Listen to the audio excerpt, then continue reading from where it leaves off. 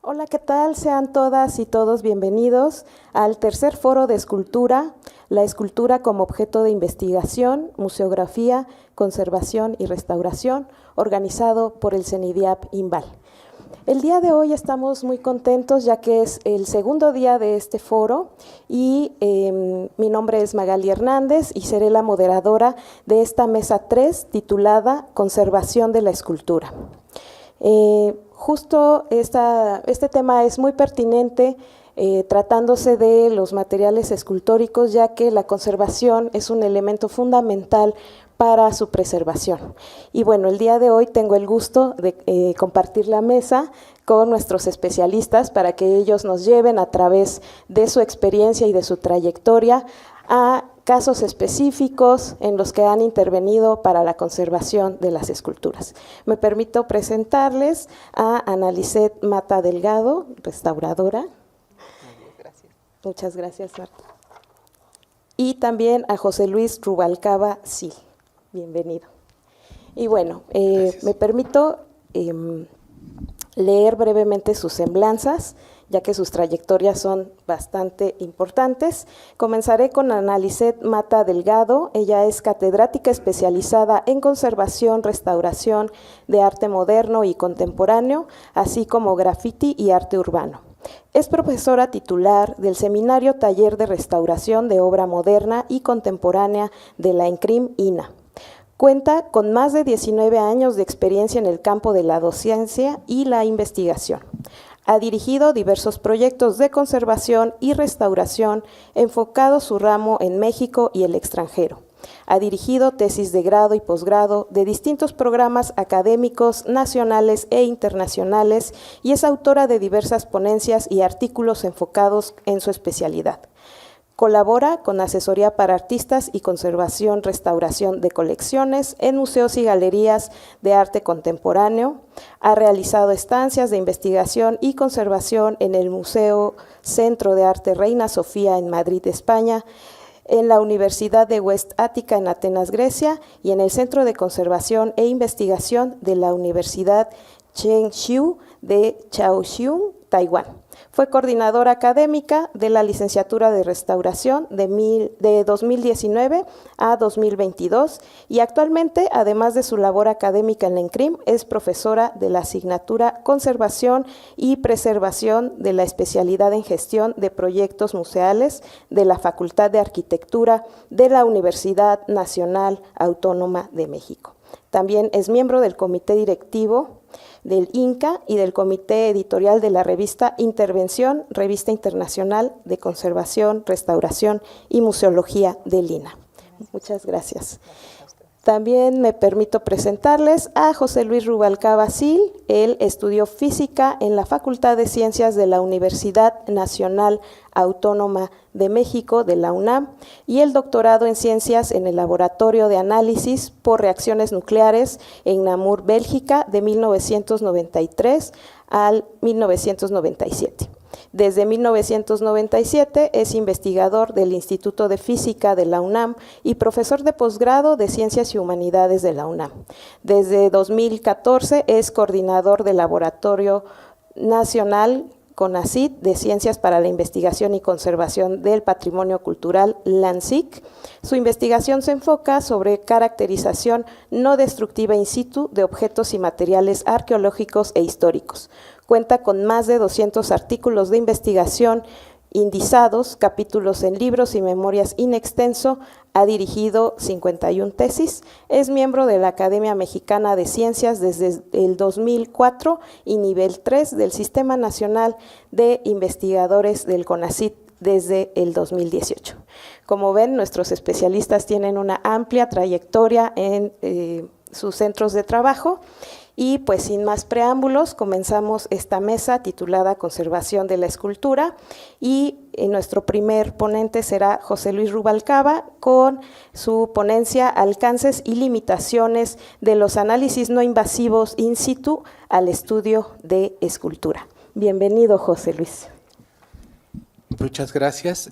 Antes que nada, pues quiero agradecer la invitación a participar en este foro, que me da mucho gusto poder compartir con ustedes algunas de estas investigaciones que hemos realizado en en diversos periodos del laboratorio.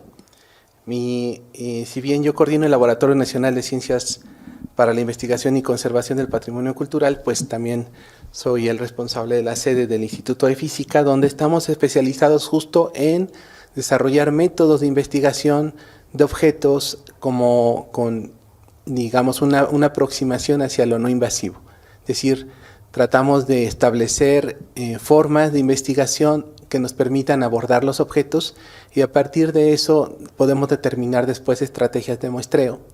Y para eso pues tratamos de desarrollar instrumentación, métodos, materiales de referencia y otros elementos importantes para justo podernos aproximar a estos objetos, que en este caso pues sería la escultura, ¿no? Cuando uno aborda un estudio material de un objeto, una escultura, en cualquier periodo histórico, pues tenemos que tomar en cuenta que en general son objetos complejos, ¿sí? Están constituidos de materiales de diversa naturaleza, son heterogéneos y por lo tanto van a estar expuestos a condiciones ambientales internas o externas que van a causar un deterioro diferenciado de sus diferentes componentes. Entonces, esta alteración, que puede también ser inclusive intencional, ¿no? Por ejemplo, los monumentos que están en espacios públicos, que son expuestos justo a manifestaciones, mutilaciones y reemplazos a lo largo de su historia, cambios de lugar, todo eso altera de alguna manera su condición física. Entonces, como decía, nosotros tratamos de establecer métodos de investigación, de determinar qué pasa con esos materiales. Y para ello, en general, vamos a necesitar desarrollar también materiales que nos permitan entender su composición, ¿no? Son las cosas que llamamos materiales de referencia, es decir, materiales que estén pues en mejores condiciones, porque serían más recientes, se elaborarían con métodos tradicionales o parecidos a las técnicas que se emplean en los objetos reales, los de interés histórico o cultural, para poder interpretar mejor los resultados que estamos obteniendo. ¿Sí? Si uno trabajara con materiales industriales, a veces es más fácil porque hay ciertos materiales que están hechos y no están alterados y son bastante puros, pero eso casi nunca pasa. Sobre todo si son objetos que están expuestos al ambiente y hay ciudades con mayor o menor contaminación, pero también hay ambientes tropicales o ambientes desérticos que van a alterar su superficie de manera diferente. Y es por eso que tenemos que también tomar estas referencias como un parámetro para evaluar los cambios que han sufrido. En general, pues tenemos un acceso limitado a muestras, porque son objetos culturales del patrimonio, entonces necesitamos tener una estrategia justo de este laboratorio móvil, que son equipos que se desplazan hacia donde están los monumentos, para poder hacer la evaluación de su composición y a partir de eso determinar zonas representativas que sí se podrían muestrear, si fuese el caso, para poder contestar las preguntas y conocer mejor cómo está alterado ese objeto. Y bueno, hay factores que limitan esto, ¿no? Cuando uno va a trabajar sobre un objeto, pues puede llover, puede haber una manifestación, ¿verdad? Porque sabemos que eso pasa de un momento a otro. Pues puede ser que el tamaño de la obra sea una cuestión difícil de abordar, si es una obra monumental. Si es más pequeña, pues igual se puede trabajar mejor, pero igual la manipulación puede ser delicada si el objeto está en condiciones de fragilidad. También, pues horarios, ¿no? Seguridad, porque también hay veces que uno está expuesto a diferentes condiciones y todo esto son parte de los avatares que hay que resolver para poder llevar a cabo una investigación in situ con este tipo de instrumentos.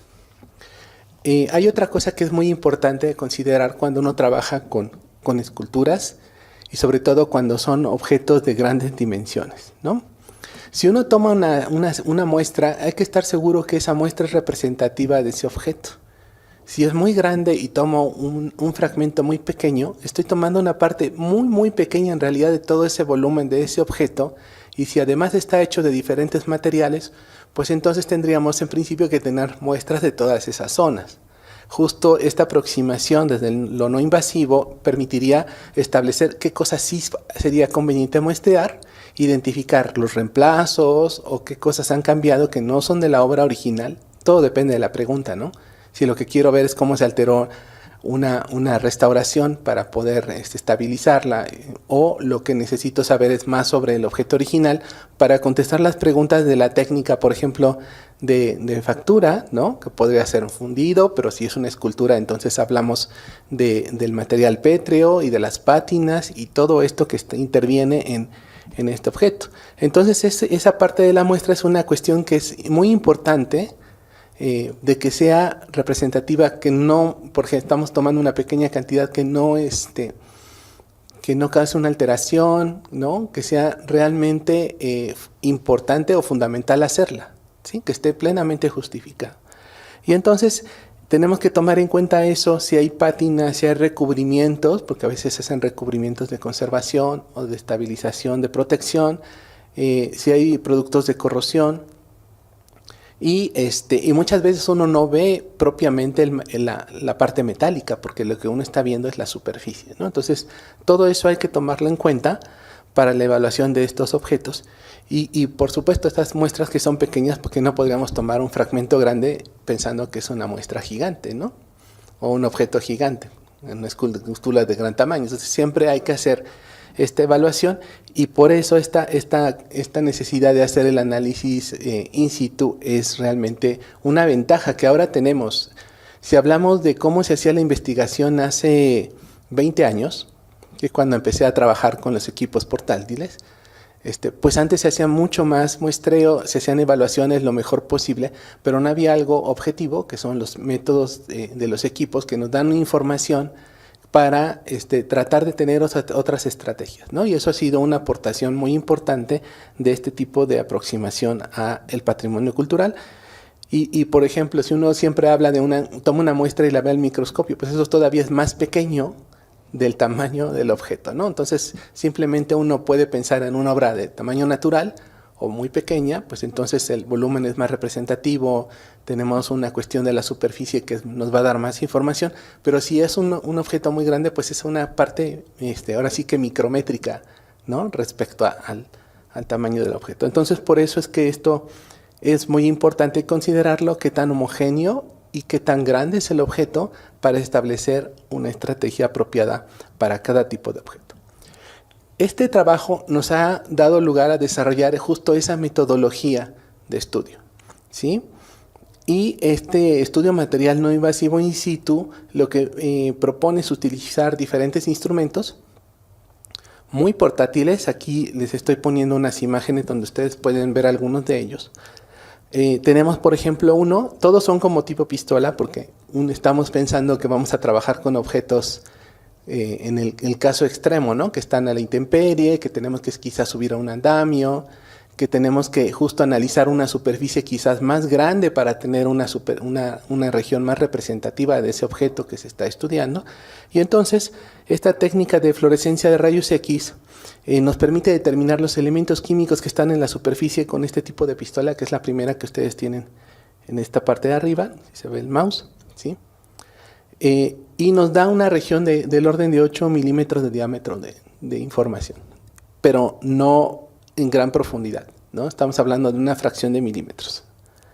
Después tenemos un espectrómetro que usa, en lugar de rayos X, utiliza luz infrarroja. Y esa luz infrarroja hace vibrar las moléculas de manera que puedo ver los compuestos que están en la superficie. Y eso es sobre todo muy útil cuando hablamos de superficies que tienen una pátina o un recubrimiento, podría ser un recubrimiento orgánico, por ejemplo, de protección. Entonces me permite identificar qué tipo de polímero se pudo haber aplicado. Y aquí tenemos un área igual relativamente grande. Y es también un equipo tipo pistola. Ahorita van a ver algunas fotos de cómo se usan. Y también hemos desarrollado una estrategia con otro tipo de instrumento que lo que mide es la reflexión de la luz. En este equipo, en esta sonda llega luz, y nosotros medimos cuánta de esa luz se absorbe en la superficie, y entonces tenemos una información sobre los pigmentos que se encuentran en la superficie y sobre el material sobre el cual están aplicados esos pigmentos, ¿no? Entonces esta está más aplicada hacia color, y por supuesto las mediciones de color, la colorimetría es fundamental. ¿Por qué? Porque los cambios de color nos están ya dando información sobre alteraciones o algún tipo de exposición al ambiente, alguna información, ¿no? Que eso se tiene que interpretar en los términos de la investigación que se realice, pero estos colorímetros nos permiten detectar cambios de color antes de que sean percibidos por el ojo. Necesitamos tener si ya lo percibimos por el ojo, es que ya, pues ya está este proceso en marcha, pero con un análisis colorimétrico podríamos prever un cambio que todavía no es notable con nuestros ojos, ¿no? Que tienen una cierta sensibilidad. Entonces, todo esto, el color, la composición química, los compuestos que están presentes en la superficie es lo que nos permite hacer este tipo de análisis. Y bueno, esto ha sido un desarrollo que se ha hecho tanto para esculturas históricas como materiales arqueológicos. Aquí hay un ejemplo de varios de estos instrumentos para equipos más pequeños que son de otra forma, que solo se pueden usar en museos o en espacios cerrados, pero igual uno que mide la información de la luz infrarroja para ver los compuestos, uno que usa láseres para ver igual compuestos químicos, o este que mide los elementos en regiones puntuales. Y últimamente hemos desarrollado un equipo que hace difracción, que nos permite ver justo materiales cristalinos o amorfos, determinar si están presentes o no, que eso nos da información sobre procesos y cambios en la superficie. Y bueno, aquí este equipo es un desarrollo justo del laboratorio.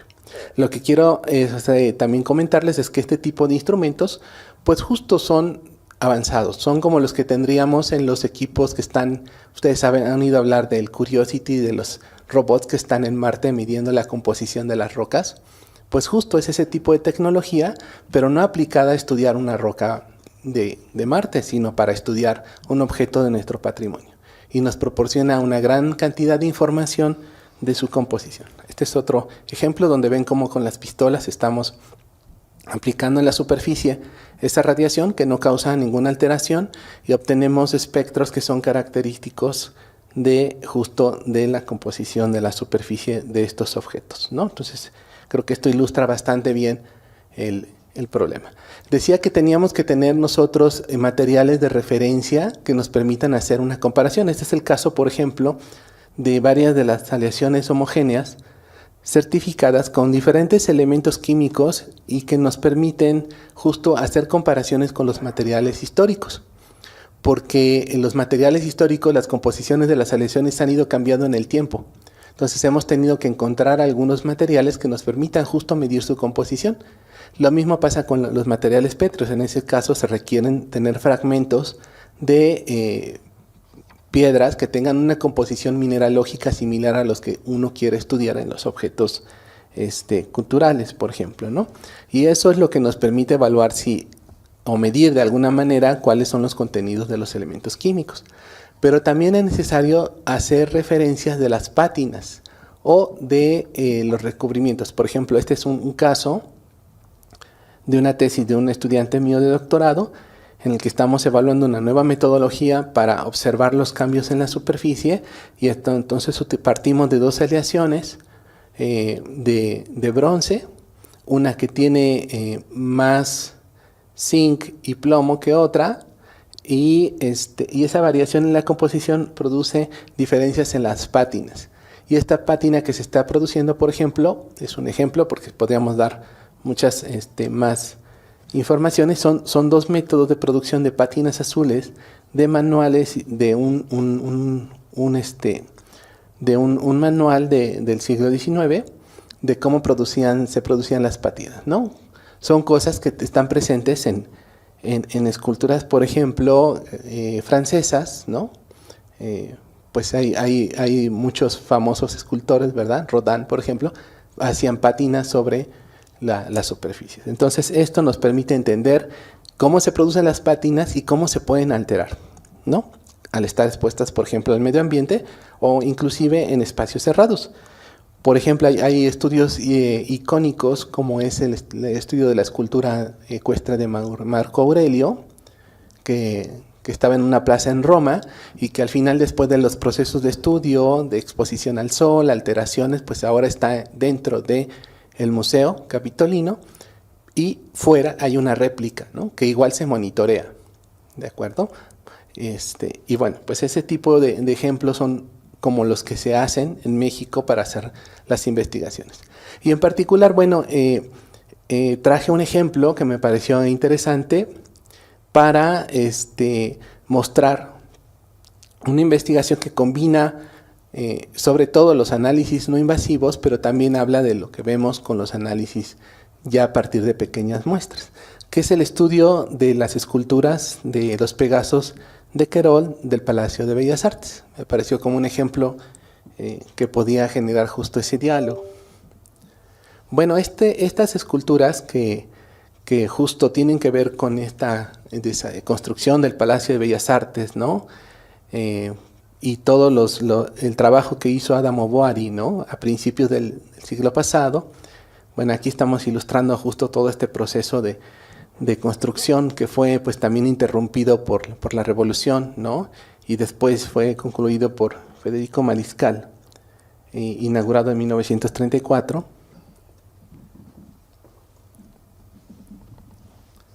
Creo que se interrumpió la señal. Ya.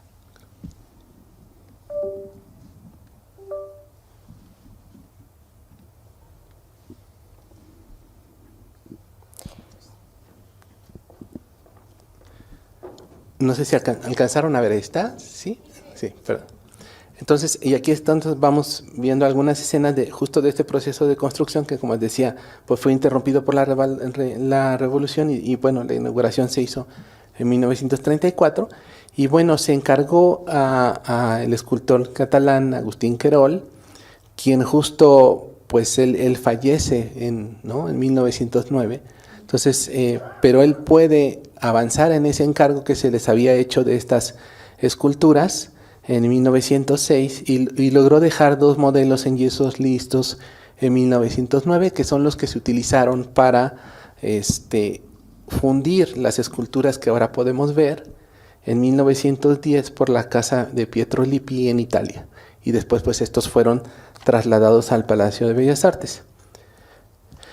Llegan en 1911 y en 1912 se colocan justo en las 4 esquinas en la parte del edificio donde está el escenario del teatro y ahí permanecen pues un tiempo de algunos 10 años.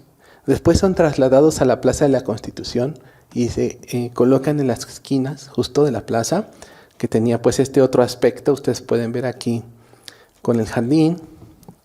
Y en 1930 ya se regresan al Palacio de Bellas Artes, a la plaza, ¿no? En 1932 se hace una instalación sobre los pedestales de mármol y en 1993 con la construcción del estacionamiento subterráneo pues hay un cambio en cómo se colocan y dónde se colocan exactamente y no hay reportes pues, de intervenciones previas a este proceso del 2007, donde se hace un resane y se da un mantenimiento a estas esculturas tan importantes, ¿no? Y ese ha sido como es el devenir de estas esculturas. Sucede que justo hace unos 10 años empezaron a notarse algunos deterioros en estas esculturas y justo en colaboración con el Cencropam, que nos pidió un estudio técnico de una evaluación de los materiales para tener una intervención más adecuada a partir de este conocimiento de qué están hechos y qué tipo de alteraciones están presentes, es que pues, nosotros abordamos el estudio de 2 de estos Pegasos que ya se mostraban aquí, estos escurrimientos, ¿no? Habría concreciones, grietas, escurrimiento sobre pátina y bueno, era importante pues hacer una intervención de las piezas, de las obras y no teníamos tiempo de hacerlas todas, tuvimos que hacer una elección porque pues son muy grandes, o sea, uno no se da cuenta del tamaño de estos objetos hasta cuando ya está justo a un lado y lo puede uno dimensionar. Y para eso pues hicimos un estudio en el que varios laboratorios del ANSIC, incluyendo los químicos, investigaciones estéticas, Instituto de Física y nuestros colegas del Centro de Investigaciones en Corrosión de la Universidad de Campeche, que son expertos en también entender estos procesos de alteración de los metales, colaboraron. Y justo hicimos una inspección in situ con microscopía óptica, porque la observación es crucial. Créanme que un microscopio es tan poderoso como a veces un instrumento de análisis. Entonces, esto es importante. Después hicimos un análisis de composición elemental, que es idónea para los metales, y se tomaron algunas pequeñas muestras a partir de esa primera exploración para hacer un análisis por microscopía electrónica de barrido y por cromatografía de gases acoplada a pirólisis, para determinar la composición de materiales orgánicos y algunos estudios de difracción de rayos X para las concreciones. Bien, estas son los 4 posiciones de los Pegasos, y esos están ahí señalados, el 1B y el 2A, los que se hicieron los análisis, ¿no? Que están en esquinas contrapuestas. Podían observar a partir de que pudimos ya acercarnos, pues varios detalles ya del ensamblaje de los brazos y de cómo estaba constituida la escultura, que cuando uno está un poco más abajo es más difícil verlo. Estas esculturas, recuerden, estaban concebidas para verse de muy lejos, y ahora están mucho más cerca. Eso también cambia la percepción. Y bueno, lo que nosotros obtenemos, esto que ustedes ven aquí son unas barritas que nos están señalando la cantidad de los ciertos elementos químicos. Y lo que notamos es que hay mucho, porque la barrita es muy grande, ¿sí? Entre el 65 y el 80%, por ejemplo, de cobre. Y la variación en el cobre es más o menos la misma en el otro caso, entre el 70 y el 85. Hay variaciones porque justo aquí estamos viendo esto que les decía de la heterogeneidad de los materiales, y que además cuando se exponen al ambiente y sufren la alteración por la contaminación ambiental, el sol, la lluvia, las palomas, ¿verdad? El biodeterioro es uno de los agentes más importantes que hay que considerar en estos casos, pues entonces van haciendo que se vayan cambiando la composición superficial justo por esas exposiciones, y entonces vemos aquí este efecto de la heterogeneidad que les decía. Entonces, por eso se hicieron tantas mediciones. Pero vemos que hay cantidades de plomo, de estaño, de zinc, y que oscilan en ciertos valores que tienen que ver justo con esta composición, que serían justo lo que uno tiene que evaluar, cuánto están variando, y vemos que entre ambos la composición es muy, muy parecida. Eso es algo que podíamos esperar, pero que estamos verificando ya que la fundición se hizo en un mismo momento. Cuando se hacen fundiciones en tiempos más distantes, en los talleres, pues puede haber mayor diferencia en la composición de estas piezas, ¿sí? Además por su tamaño, ¿sí? También el tamaño implica diferencias en la composición. Y esta es la composición promedio que nosotros podemos observar. Vean que la composición promedio es muy similar. Hay ciertas diferencias en estaño, que son pequeñas, ¿sí? Tomando en cuenta todas las variaciones que estamos observando, y en general podríamos decir que la composición entre ambos es muy similar. Hay algunas pequeñas diferencias, pensando en que pues son procesos independientes de fundición, ¿no? ¿Verdad? Y eso pues hace cierto efecto en la heterogeneidad. Y también vimos que había unos tornillos, que son los que están en la sujeción de las bases, que pues tienen una composición completamente diferente, ¿no? Que también eso nos habla que pues los tornillos son de un latón, ¿verdad? Mientras que la composición de los Pegasos es más cercana a un bronce con plomo y un poco de zinc. Y entonces, bueno, aquí estamos viendo esas diferencias que son importantes para saber, ¿no?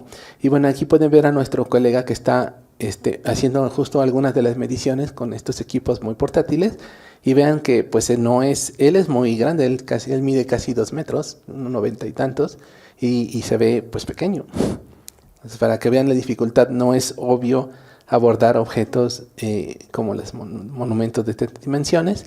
Hicimos una comparación a partir de una información histórica de otros estudios de esculturas que fueron fundidas por el mismo taller, y lo que es muy interesante es que, por ejemplo, en esta fuente que está en Berna, en Suiza, que fue fundida por Pietro Lippi en 1922, o sea, un poquito después de los Pegasos, pues tenemos una composición pues parecida. No es idéntica, estos tienen más zinc, nosotros tenemos un poquito más de estaño, un poquito más de plomo, pero son muy parecidas en buena medida, y podríamos tal vez pensar que se utilizó restos de bronce de cañón de la Primera Guerra Mundial, quizás de ese tipo de material que se empleaba para hacer estas armas en la elaboración de estas esculturas. no es obvio tampoco hacer luego estas comparaciones porque no crean que hay muchísimos datos de estudios materiales de estas obras. Entonces parte del trabajo también que se está haciendo generar bases de datos de los monumentos para poder hacer estudios comparativos y entender mejor qué les pasa y cómo fueron hechos. Observamos cierto tipo de nódulos de color rojo que con los análisis estamos viendo que son muy ricos en hierro y que podrían deberse a procesos de corrosión de óxidos de hierro que se ven tanto a nivel microscópico como macroscópico, que implicarían puntos de corrosión que habría que considerar, y pues eso se reportó para que Secropa tuviera tomar en cuenta eso, ¿no? Que esos son puntos de mayor corrosión, y también donde observamos un poco de mayor corrosión que tiene que ver justo con los escurrimientos verdes. Tienen que ver pues que hay algunas grietas que producen filtración de agua y la corrosión que ya se está produciendo pues es lo que da lugar a estos escurrimientos, ¿no? Pero pues ya se identificaron en dónde están las fuentes, qué son los escurrimientos, porque a partir de la composición pues estamos viendo por ejemplo que la sujeción es más bien un acero. Y pues eso también crea un efecto galvánico que se llama, que es como de una pila, que hace que se incida mayor corrosión. Y estos escurrimientos que tienen pues colores verdes y que ya se empezaban a acumular sobre la piedra y el mortero, pues lo que estamos viendo es que pues son muy ricos en cobre, o sea, son productos de corrosión justo de la aleación que ahora sabemos de qué está hecha. Y entonces podemos tomar precauciones y estrategias más adecuadas y pues hay algunas variaciones. También tenemos un poco la presencia de azufre, que eso en las condiciones ambientales de una ciudad como la de México es normal, porque estamos expuestos a los contaminantes atmosféricos. Entonces no nos extraña, pero estamos hallando todos esos puntos. También hay algunos problemas que tenían ya los resanes que se habían hecho en 2007, entonces esos eran también unos puntos que había que atender en cuanto a la intervención específica, y inclusive algunas pátinas que probablemente no correspondían, y bueno, pues eso todo fue parte de este estudio. También vemos los deslavados, las acumulaciones de lo que dejan las palomas, ¿no? En esa parte, que también fue uno de los elementos, como les decía, más importantes que se observó en el caso de esta obra, pero que nos dio lugar justo a establecer justo estos restos de materiales orgánicos, donde había sales, en fin, todas estas diferenciaciones que permiten a los restauradores tomar decisiones sobre qué método utilizar para limpiar o quitar esos agregados de manera que la obra no se afecte, ¿no? Y bueno, también había zonas muy blancas que estamos viendo procesos de formación de yeso en esa superficie. Eso es normal cuando hay concreciones ricas en calcio y al estar expuestas al ambiente atmosférico por los contaminantes de la ciudad se produce yeso. Pues una reacción muy conocida. Y en la parte de los análisis químicos nos permitieron confirmar que donde nosotros detectábamos un material orgánico estaban ahí justo diferentes tipos de polímeros o de materiales poliméricos, algunos que podían ser cera de conservación, algunos resanes, algunas cuestiones que tenían que ver más con hollín o naftalenos, y otros materiales, ¿no? Por ejemplo, degradación de resina epóxica que se había aplicado en algún momento, y pudimos corroborar la presencia de carbonatos de calcio y pastas de resane, ¿no? Y bueno, pues eso también a nivel microscópico se ve, o sea, justo la predicción o el diagnóstico in situ corresponde, y pues simplemente se pudo corroborar que tenemos aquí la formación de estos hermosos cristales que son de yeso, debido a esos restos de materiales ricos en calcio con la lluvia ácida, y la atmósfera pues nos da esos restos de yeso. Y como conclusión, pues vimos estas aleaciones similares al llamado bronce de cañón que se observan en otras obras del taller de fundición. Observamos la corrosión galvánica por filtración de agua, entonces había que atender las grietas hacer las limpiezas de los escurrimientos sabiendo ya qué tipo de compuestos químicos son los que estaban presentes. También las alteraciones, dónde estaban las resinas, los polímeros, los restos de materiales orgánicos de la fauna que hay en la ciudad, y las concreciones que eran de yeso, que también algunas son solubles, otras no necesariamente, ¿no? Y bueno, y ese es como nuestro resumen que permitió que Cencropa tuviera toda esta información y pudiera tomar acciones mucho más específicas conociendo lo que estaba presente en las diferentes regiones de las esculturas. Y bueno, pues eso me parece que fue una colaboración muy, muy afortunada de cómo podemos abordar un estudio en el área de conservación de escultura, utilizando tanto las técnicas portátiles y eso que les decía, esos muestreos específicos que nos permiten corroborar o ir más en detalle para conocer esa composición, ¿no? Y nada más ya para cerrar mi presentación, pues yo quería contarles sobre otra experiencia que me parece que fue pues muy interesante, que fue de las primeras cosas que trabajamos de escultura, pero pues esta no es una escultura de piedra ni de metal, es una escultura hecha de látex, que se infla y se desinfla, ¿no? Entonces en este caso es una colección del MOAC, que pues notaban que habría que hacer una nueva serie de esculturas después de la exposición, porque notaban que había una alteración del látex, ¿no? Y entonces tuvimos una excelente colaboración con César Martínez, el autor de estas obras, para hacer una serie de experimentos con el artista de cerca, ¿sí?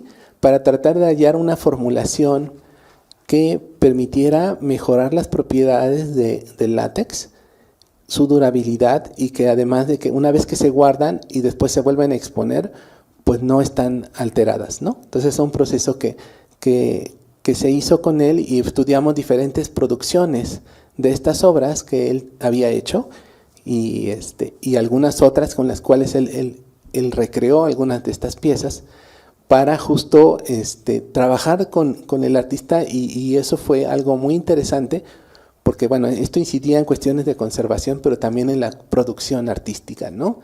Que eso pues no hay muchos ejemplos de estos casos y en particular pues estas esculturas que son interesantes, bueno, eso repercutió en tener pues una colección en el MOAC mucho más duradera, digamos, con mejores propiedades y también el artista pudo mejorar su técnica de producción en estas obras que se inflan y se desinflan, ¿no? Esta se llama El desgaste de la clase media en México, que es un ejemplo de varias de las que estaban expuestas en el MOAC y que forman parte de esta colección, ¿no? Y bueno, pues con eso ya llegamos a las observaciones finales. Hacer hincapié que todos estos estudios pues son un reto que se han afrontado mediante justo desarrollar metodologías específicas ad hoc para obtener un máximo de información de los materiales. Fue necesario desarrollar materiales de referencia específicos y otras que tienen que ver con reproducción de la técnica para la interpretación de los resultados. Es importante considerar los factores ambientales, la contaminación y los deterioros intencionales, porque eso pues a veces están muy presentes para la interpretación es importante.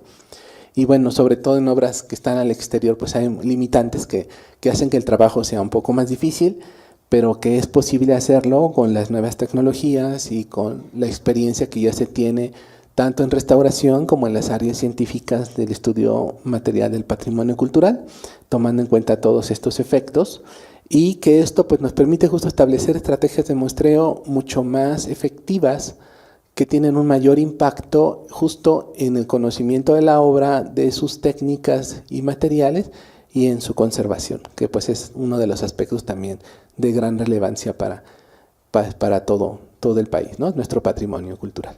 Gracias. Muchísimas gracias, José Luis. Creo que a todos nos dejó pensando muchísimo en el tema de la conservación. También les pido tanto a quienes están aquí presentes como a quienes nos ven a través de redes sociales de Canal 23 que pueden hacernos llegar sus preguntas al término de las participaciones de nuestros ponentes para que puedan ser leídas por mí, las que son a través de otros medios, y también para que les cedamos el micrófono a nuestras y nuestros asistentes el día de hoy.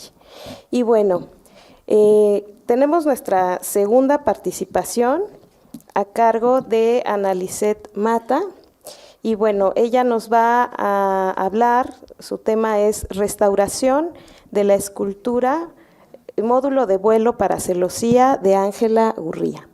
Entonces, bienvenida.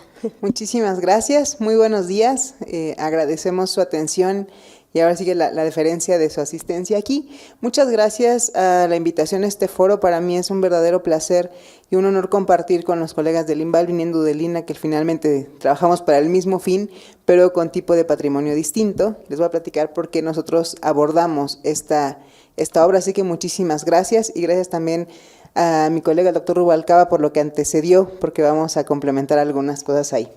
Pues yo justamente les voy a compartir un caso de estudio de una intervención que seguramente, si escucharon las conferencias de ayer o vinieron, ya el colega Omar García hablaba de la recuperación de esta escultura.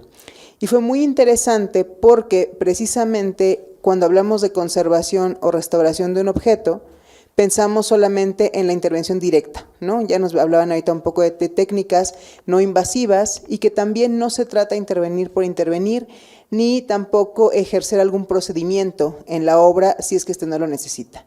Pero si nos vamos 3 pasos atrás, uno de los principales factores de deterioro o de pérdida de las esculturas es justamente la falta de conocimiento o descontextualización de un objeto, partiendo desde ese principio.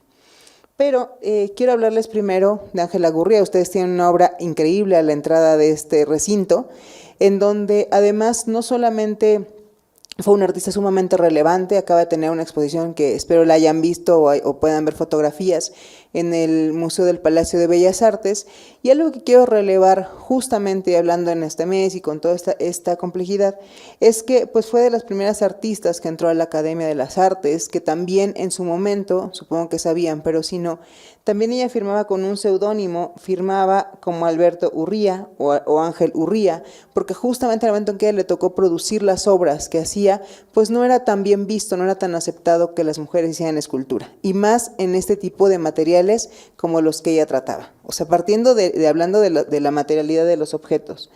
Y en este sentido, hago esta relevancia de los materiales antes de entrar al caso de estudio, porque si pensamos en el momento en que le tocó a Ángela Gurría producir las obras, estamos hablando de un México que hablaba y apelaba al tema de la modernidad, venimos de un momento de auge, de creación de muchos museos, de hospitales, y en donde la Ciudad de México, el país, pero particularmente la Ciudad de México, justamente releva el tema de la modernidad y el espacio público, como a partir de ya veníamos con la integración plástica, cómo hacíamos toda la integración en espacios que no eran regularmente museos, que eran hospitales, que eran teatros. Entonces, eso sí impacta en la manera en cómo se perciben los objetos.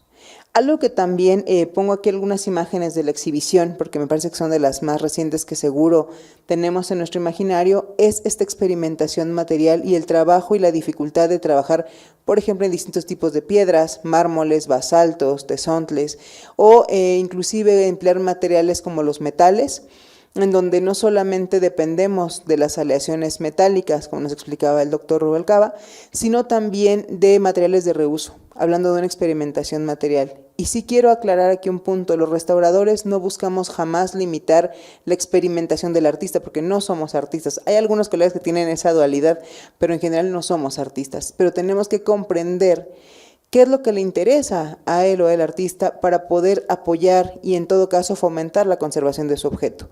Por eso, si pensamos en la obra de Ángela Gurría, ella empleaba metales, cementos o concretos, diferentes tipos de piedras, y no solamente en formatos muy caprichosos, sino también en contextos muy complejos. Entonces, ya veamos cómo el contexto sí impacta en la conservación de las obras. Partiendo de esta breviario cultural sobre nuestra artista, quiero hablarles directamente de esta pieza.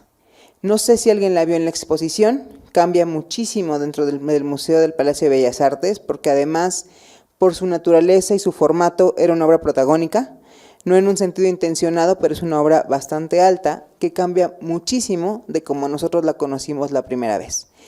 E inclusive, cómo la información y la documentación también impacta mucho en cómo percibimos un objeto.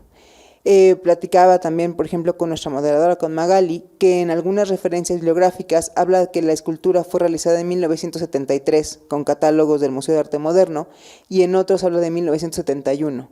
En una distancia temporal tan corta, porque son la década de los 70, tampoco estamos hablando de 1600, inclusive desde ahí empezamos a tener esas discrepancias en términos de datos. No es algo grave quizá, pero es parte también de la investigación que tenemos que hacer, porque sí cambia. Eso sí impacta muchas veces en qué material usaba, cómo lo hacía. Hay veces en donde no es trascendental, pero precisamente es cómo percibimos este tipo de objetos. Siguiente también, ¿cómo lo vamos a denominar? Es una escultura, que esta es de las primeras fotografías que nos compartió, por ejemplo, el Infonavit. Ahorita les voy a explicar cómo llegamos a esa colaboración, en donde le llamamos fotografías históricas, que vienen en catálogos del Museo de Arte Moderno, y en donde ustedes pueden ver la escultura en un espacio abierto, en un espacio público, en un contexto, en donde entra en contacto con el medio ambiente, con la gente, en donde parecería no haber ninguna barrera que impida que uno se acerque a ella, transitarla, tocarla, como pasa con muchas esculturas en el espacio público, que la gente las vive, se sube, las toca, se sienta, o hasta la referencia de, nos vemos en la escultura, ¿no? No sabes ni cómo se llama ni quién la hizo, pero ya es un parámetro referencial de un sitio. Eso pasa mucho con la escultura en el espacio público y es una parte súper interesante. Y dejo aquí justamente la ficha oficial que venía en los catálogos, que se llaman piedra americana, después se determinaba más que era un basalto, pero ahorita vamos a llegar a ese punto. Además, en esta descripción habla de una división, por ejemplo, en módulos por 4 partes, cuando en realidad cada módulo es individual. Recuerden esta imagen porque va a ser muy importante en nuestra exposición. Ahora bien, resulta que la Escuela Nacional de Conservación, Restauración y Museografía del INAH, que está del otro lado de Tlalpan, que somos vecinos, forma restauradores desde la década de los 60 y fue la primera institución académica en América Latina en formar restauradores. ¿A qué voy con todo este tema? Para ese momento ya existía el INAH y el INBA en ese momento, pero lo que es muy importante y a mí me parece complementario es que justamente el INAH forma restauradores y dentro de esa escuela tenemos el seminario de taller de restauración de obra moderna y contemporánea. Los colegas del CENCROPAM, con quien me ha tocado afortunadamente colaborar también, son personas de amplia experiencia que tuvieron formaciones distintas y que hemos ido en muchos momentos generando conocimientos conjuntos.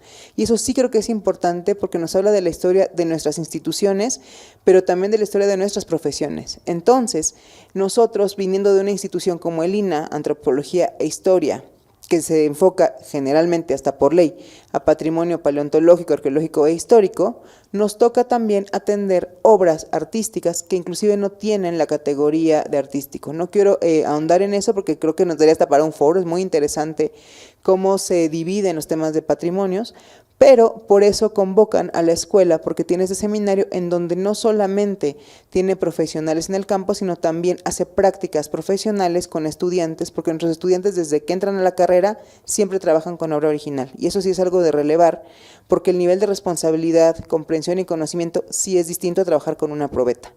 De ahí que el Infonavit solicita a la INCRIM un diagnóstico porque le piden esta escultura para una exposición que va a haber en Bellas Artes. Hasta ahí era como, pues que hay una escultura, la acabamos de identificar, ¿qué hacemos con esto? Así como le pidieron al doctor Balcaba identificar qué pasaba con los Pegasos, pues fue un poco lo mismo en nuestro caso. Y en este sentido, cuando nosotros llegamos al Infonavit, ustedes ubican los fines del Infonavit, alguna vez han ido, conocen, saben, ¿no? Que justamente es el Instituto del Fondo Nacional para la Vivienda para los Trabajadores. Partiendo de ahí, no es un lugar de museo, sí tiene un área cultural. Tiene ahora el MUNAVI, tiene áreas culturales, pero donde se encontraba esa escultura no es un museo. Son oficinas administrativas en donde la gente va a hacer trámites para adquirir un inmueble. Básicamente es eso, en donde hay una gran cantidad de personas, en su mayoría gente que hace labor administrativa, y cuando llegamos, esta pieza estaba dividida en dos. Es como estaba expuesta, digamos, en un patio central, semiabierto, porque es una parte que está techada, pero cambia muchísimo si ustedes la vieron en Bellas Artes. Es otra escultura, ¿no? Entonces llegamos ahí en mayo del 24 y estaba dividida en dos partes. Incluso el personal del Infonavit desconocía por qué estaba dividida en dos partes. La lógica fue que quizá por un tema de protección civil, porque es una pieza muy grande, es una pieza muy pesada. Hablamos en promedio de casi 3 metros por una casi tonelada de peso, en donde no hay ningún tipo de péndulo ni ningún tipo de perno interno que haga que la obra no se mueva. Si hay un terremoto fatal y es pesada, es difícil que se cayera, pero también tener un monstruo de este tamaño. Inclusive les pongo la foto del suelo. Piensa en el suelo, la superficie donde se colocan las esculturas es muy importante. Inclusive, solamente como nota alcance, los museos tienen ubicados perfectamente las cargas que pueden tener. No pueden poner una escultura de 5 toneladas en cualquier piso, por un tema de estructura del inmueble, pero también por cómo va a impactar eso, si el edificio se mueve, si tiene duelas, si es concreto, si es loseta. Todo eso influye en la conservación de un objeto. Entonces, resulta que esta pieza se encontraba ahí, y no había un criterio claro de cómo estaba dividida, e inclusive la tenían registrada con 2 números de inventario distintos. Eso es muy importante. Parece que es un mero trámite administrativo, pero no lo es. Porque si el día de mañana desapareciera una de ellas, bueno, desapareció la que termina con 104, pero no la otra. ¿Se llaman igual? ¿No se llaman igual? Si ustedes trabajan con bases de datos, se darán cuenta de cómo nombras, cómo enuncias un objeto, cómo lo planteas. Ese es el primer punto de la conservación, la documentación y el registro. Ya lo que yo le decía de pronto cuando trabajo con artistas, el famoso siglo XX, medidas variables sin título, puede ser lo que sea. ¿Okay? Entonces, ahí empezó justamente esta aventura que la verdad fue bastante interesante de trabajar. Y además una parte importante, ustedes ven aquí, por ejemplo, esta tiene una base, que ya la veíamos en la foto anterior, y está debajo de esta, digamos, de esta calzada. Esta está encima. Entonces había una diferencia incluso de perspectiva de cómo se percibían. Y en esta zona de acá donde ven el mouse era la zona de cafetería. ¿Qué quiere decir? Que hay muchísimo tránsito de gente que usa ese espacio, que se sienta, que come, que convive, que hay alimentos, que hay un flujo de gente constantemente. Ahora bien, los principales deterioros que detectamos en ese momento, pues número uno, en principio de aquí les estoy enunciando los que eran directamente al objeto, pero en principio sí era la descontextualización y la falta de comprensión del objeto. Y no lo digo en un sentido de crítica negativa, de qué barbaridad, cómo los vean. No, es que los objetos les pasa eso. Los objetos van cambiando su tránsito y van cambiando de contexto. De hecho, haciendo una pesquisa con la gente del Infonavit que nos convocó, que es el área de cultura, junto con incluso trabajadores. ¿Se acuerda usted cuando está aquí? No, pues mi mamá trabajó aquí en el 78 y ya estaba. No, y siempre estuvo dividida. No, ¿cómo recabamos esa información? No hay nada documentado, no había fotografías, no tenían un celular que subían a Instagram, ¿no? No aquí la selfie con la escultura. Apelábamos mucho a la memoria de las personas. Entonces, resulta que esta obra, si se creó a inicios de la década de los 70, prácticamente hacia finales de los 70 ya estaba en ese espacio. Dividida o no dividida, hay quien contaba de los mismos trabajadores que recuerdan que habían jugado alrededor de la escultura, pero no había ninguna, ni existe ninguna documentación ni fotografías que refiera. Ese era como nuestro principal foco rojo, nuestro principal deterioro. Ahora bien, había también acciones de mantenimiento porque justamente no había una comprensión clara de que esto era una escultura. También por eso el Infonavit dijo, necesitamos una orientación correcta, porque la gente de limpieza con la mejor intención, que eso pasa muy comúnmente en el arte actual, pues usaba agua, limpiadores comerciales, y con un trapo húmedo pues le quitaban el polvo. Claro, o sea, está limpia, ¿no? Huele bien, pero para efectos de la pieza no era lo correcto, ¿no? Y otro de los puntos que encontramos que sí lo marcamos aquí, ustedes pueden ver la base. Nosotros para trabajar, digamos, de manera más fácil y clara lo dividimos en torre 1 y torre 2, no con una conciencia, sabíamos que era la misma escultura, pero para al menos tener una división clara de qué estábamos viendo ahí. Toda esta zona de la base y en esta zona de acá teníamos unas marcas de cera roja sumamente gruesa. Y si recuerdan cómo era el suelo, me adelanté un poco, recuerdan cómo era el suelo, pues cuando hacían labores de mantenimiento y abrillantamiento en el suelo, esa cera pasaba a la escultura constantemente con las pulidoras. Y eso le estaba agregando materiales que no tenía originalmente. Teníamos algunas despostilladuras, algunos temas como de rayones, marcas, manchas, nada de eso ponía en riesgo realmente la escultura de que la fuésemos a perder mañana, pero sí empezaba a ser un distractor visual pensando en que esta pieza iba a estar en un lugar como Bellas Artes, en una retrospectiva del artista que la creó. Entonces, en este sentido, aquí les detallo algunas fotografías, hicimos análisis en principio no invasivos, efectivamente también, no quiero andar en eso porque ya nos hablaron muy bien de ello, solamente quiero relevar, por ejemplo, el uso de luz ultravioleta. Trabajar en un contexto que no es un museo, que no es un laboratorio, ni un taller de restauración, no fue nada sencillo tampoco. La gente nos preguntaba que si íbamos a ir a vacunar y de qué hora la campaña de vacunación, porque generalmente tenemos bata, cubrebocas, guantes, ¿no? Inclusive decirle a la gente, ¿se puede mover tantito? O sea, a ellos les incomodaba en su espacio, pues es su espacio, su cafetería, su trabajo, ¿no? Pero, por ejemplo, para hacer la luz ultravioleta fue bien difícil, porque teníamos que hacer una cámara oscura en un espacio que todo el tiempo tiene luz, que todo el tiempo tiene gente, y que era de, ¿nos dan permiso? O sea, desde esas relevancias en el trabajo, pero veíamos, por ejemplo, con la luz ultravioleta, que sí había ciertos escurrimientos que no correspondían a la pieza.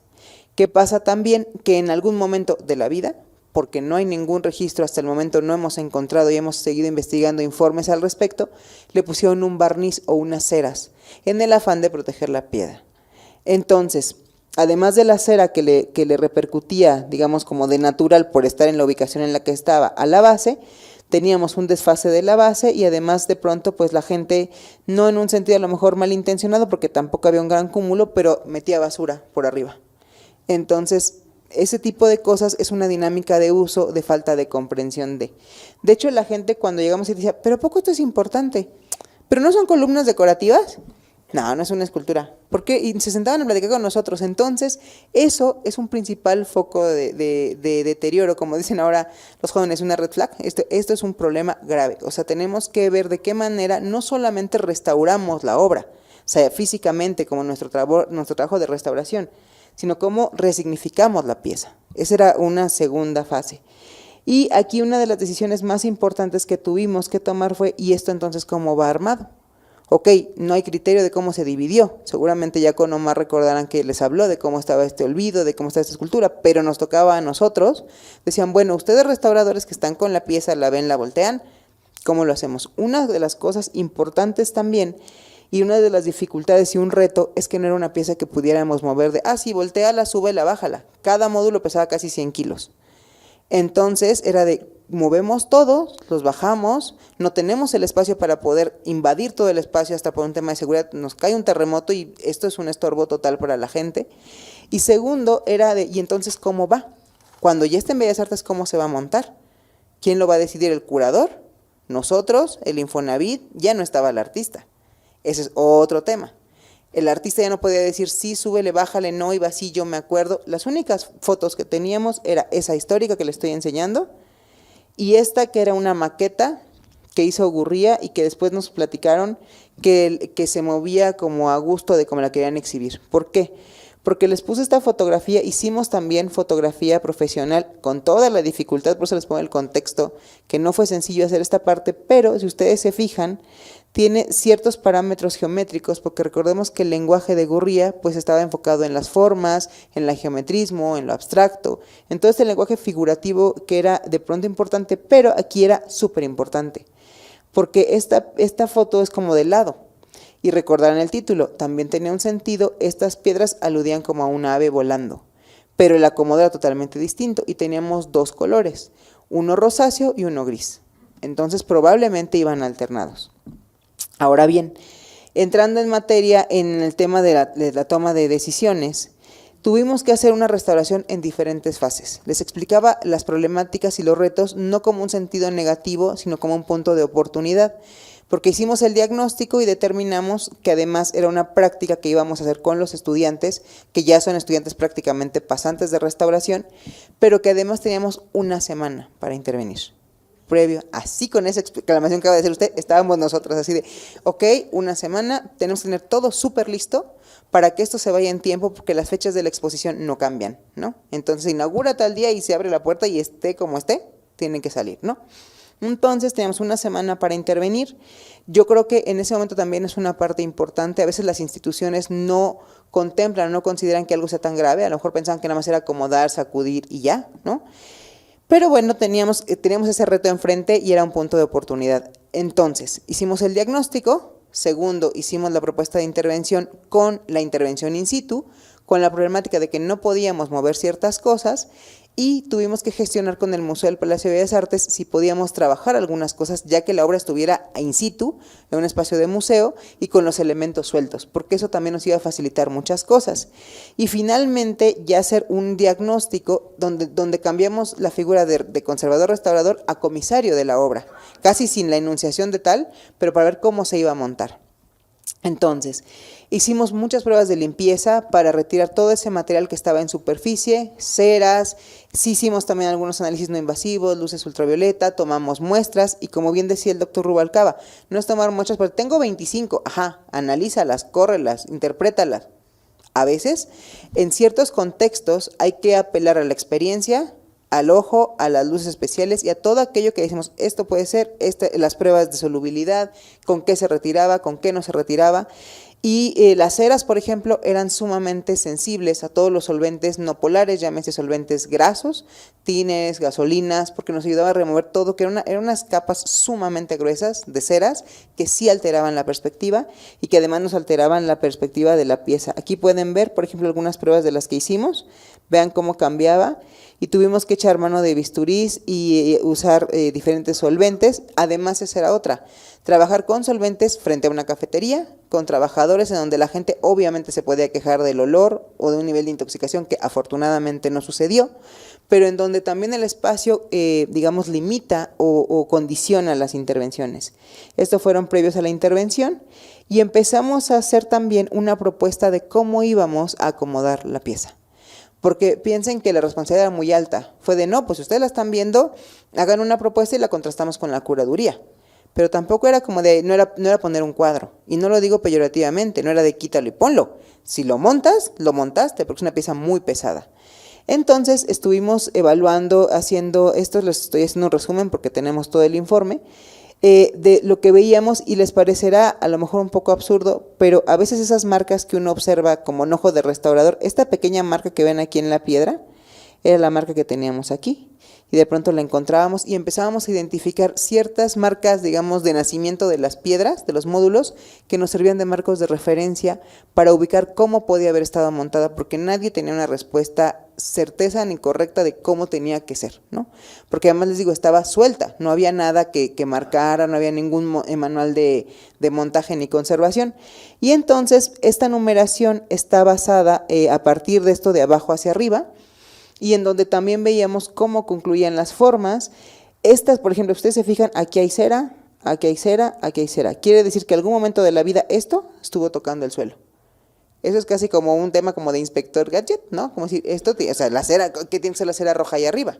Cuando viene abajo. Entonces, ese era uno de los parámetros, aunque suene absurdo y no tan científico, pero es que muchas veces ese tipo de marcajes y de información nos dan pistas de cómo podríamos hacerlo. Esta propuesta lo que hicimos fue llevarla con la curaduría y te voy a decir cómo cierra, porque ya me estoy acercando hacia el cierre de la conferencia, pero por ejemplo, cómo cerraba esa parte. Entonces aquí empezamos a hacer esta propuesta antes de mover nada, pero sí estuvimos trabajando en la limpieza directamente de la obra. Aquí están algún resumen, esquemas de lo que estuvimos trabajando. Fue una intervención a nivel, digamos, directamente de restauración, sí profunda, pero sobre todo en la limpieza, tratando de remover en la medida de las posibilidades todo aquel material ajeno hasta donde era posible, porque tanto los materiales que entraron en la porosidad de la piedra, las ceras, por más que se usaron cepillos, bisturís, hisopos, todo, llega un punto en que los materiales que se agregan con una buena intención o a veces inconscientemente, a veces es imposible retirarlos al 100%. Entonces, se retiró lo más posible sin que la piedra empezara a sufrir ninguna afectación. Es mediar esa parte, ¿no? Decía un profesor, en paz descanse, el profesor Montero, que más vale una mala mancha que un buen agujero, ¿no? Ahí es donde uno, digo, es muy coloquial la frase, pero es donde uno va mediando también su labor, ¿no? Porque uno por querer llegar al fondo empieza a presionar la piedra, no tiene sentido. O sea, llega un punto en que hay que tener criterios y mediar hasta dónde llegamos. Y se hizo el resane reintegración, hicimos unas pruebas de pastas de resane, empleando pastas sintéticas y polvos de mármol. ¿Con qué intención? Si ustedes han escuchado o han colaborado con restauradores, nuestros materiales siempre son grado conservación, pero también se busca que sean materiales retratables, es decir, que si mañana se altera o lo que sea, los podamos retirar, volver a colocar, y que una restauración no es infalible, o sea, depende también de mucho comportamiento del material en su contexto. Entonces, nos fuimos justamente tratando de cerrar ciertas zonas que presentaban faltantes, y aquí unas fotos de la limpieza, si ustedes ven aquí. Esta es una micro muestra de todas las ceras que tenían encima que no eran parte de la pieza. Y esto fueron horas y litros de solvente y horas de trabajo con bisturí y con hisopos, cepillos, y retiraron toda la mugre. Vean la apariencia. Este barniz no va porque si también indagamos y conocemos la obra de Gurría, no tenía un recubrimiento de barniz, no tiene por qué tener un barniz encima una piedra, cuando lo que se busca es que la piedra sea la que luzca, no el barniz ni la cera que tiene encima. Entonces, estos cambios, por muy choqueantes que parezcan, justamente era el retiro de ese material ajeno en superficie, y también nos permitía ver con más claridad las vetas de los módulos para poder identificar su ubicación. Aquí algunas fotografías de las pastas de resane que hicimos, de pastas de reintegración, veíamos los secados, porque les reitero, teníamos un tiempo límite, que ese es otro de los contextos. No es lo mismo cuando trabajamos en el taller de la escuela, que tenemos a veces hasta un año, un semestre, 2 años, ¿no? A veces la restauración puede tomar mucho tiempo, pero hay veces que tenemos 1 semana, 2 semanas, 3 días. ¿Cómo dejamos dignamente una obra haciendo un buen trabajo, pero que la obra realmente tenga lo que necesita, ¿no?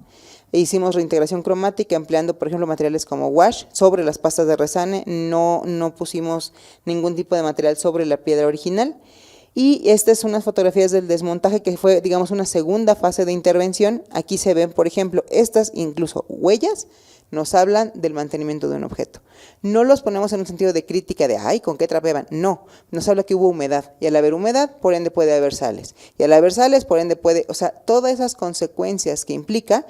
Tuvimos oportunidad de limpiar entre lo que iba la gente del desmontaje, que llegó la empresa de desmontaje y traslado, mientras ellos iban bajando los módulos, porque les digo, eran muy pesadas, íbamos limpiando, retirando lo más que podíamos de polvo, superficie que estaba entre cada módulo, para poder rematar todo lo demás ya en el museo.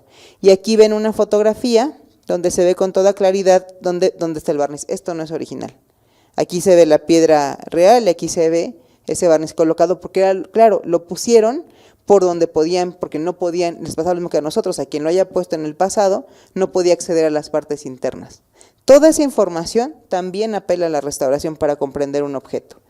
Y este es uno de los maqueteos que nos mandó el Infonavit, que iban a dónde iba a estar la escultura. Esto obviamente es computadora, era una propuesta, una maqueta, y en realidad también nos hablaba y tuvimos oportunidad con el curador, pero ya in situ en el museo, porque ya que estaba limpia la escultura, ya que habíamos retirado la mayor cantidad de material, ya era muy evidente el rosa y el gris, como ustedes la vieron ya en la exposición, que eso no era perceptible con esa claridad cuando estaba en el Infonavit. Y ahí fue una cuarta parte de intervención, ya teniendo las piezas en el museo. Empezamos a abrir ya cada una, porque además antes de trasladarlas bajo el esquema que les mostré, hicimos una numeración, les pusimos una etiqueta con número, porque teníamos una gran responsabilidad. O sea, se llevaron un viernes y el lunes nos vemos en el museo, y de acuerdo al número que ustedes tienen la vamos a montar y vamos a ver cómo es el acomodo. O sea, no era una cosa sencilla, porque insisto, no es como, ay, ahora quítale, colega, ahora póngala, o sea, no era tan fácil así. Y aquí pudimos rematar, digamos, la parte de la limpieza a la cual no teníamos acceso. Esto blanquecino sigue siendo cera. Todavía estuvimos retirando bastante cantidad de material que no correspondía y haciendo reintegraciones ya in situ. La base, que tenía un desfase muy importante y que movía la pieza, porque si uno la tocaba se desbalanceaba mucho, incluso la mitad de la pieza, pudimos evaluar, ya que estaba desmontada, cómo iba el ajuste correcto. Tuvimos que reacomodar los módulos de manera que quedara estable, porque piensen que aquí iba a entrar un montón de gente y vivimos en una ciudad sísmica. Si eso se caía, iba a ser un drama, no solo por la escultura, ¿no?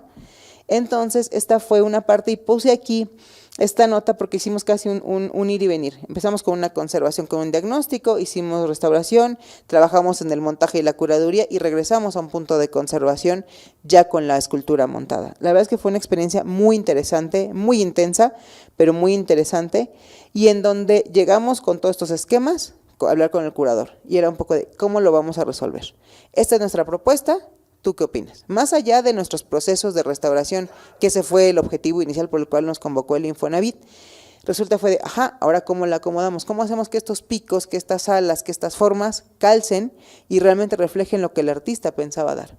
No tenemos una maqueta que, como les digo, resulta que se movían los módulos de acuerdo a cómo se iba requiriendo o se exponía, y teníamos esta fotografía. Entonces jugamos en el buen sentido con frentes, vueltas, con esquemas en computadora, hicimos modelos en computadora para ver cuál era la mejor solución y que además nos dieron estabilidad in situ. Entonces ese fue uno de los puntos. Aquí pueden ver esta base blanca, digamos, no existía, y Bellas Artes la colocó. ¿Por qué?